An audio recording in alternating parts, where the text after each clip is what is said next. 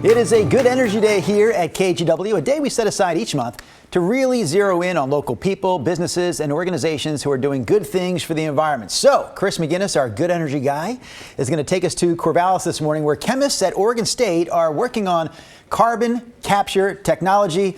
Please explain. Well, direct air capture is actually what we're talking about, and it's exactly as it sounds. It's a filtering of the air around us, removing CO2, carbon dioxide. According to environmental experts, it's an important tool in the battle with climate change, yet it remains one of the most expensive.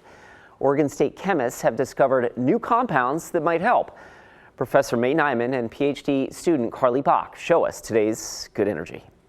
So this is a tetraperoxovanadate. It's one of the first materials that we published our carbon capture research on.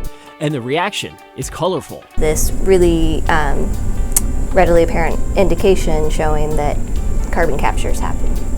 Oregon State PhD student Carly Bach and Professor May Nyman have been working on carbon capture for 4 years thanks to a federal grant.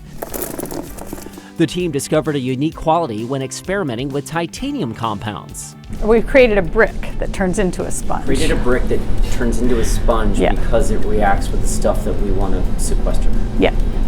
The reaction opens up pores in the compound, like a sponge, that increases its ability to capture more CO2. So how good is that sponge? 1 kind of gets you in the game, so you can start talking, okay, we're serious, we got some good material.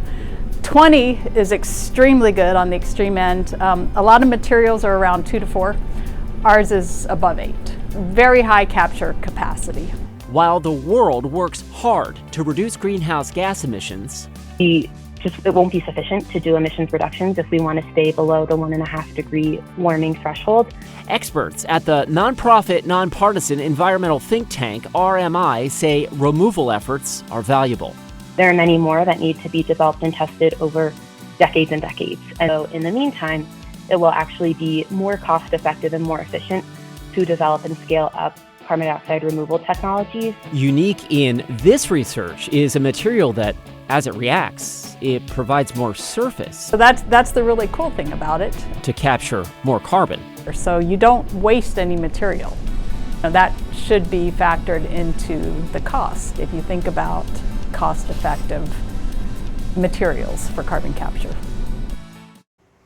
So the reaction that Nyman and Bach and their team have studied is reusable. It's just not within current industry practices, I should say. In essence, it just takes more steps, right? It's more complicated.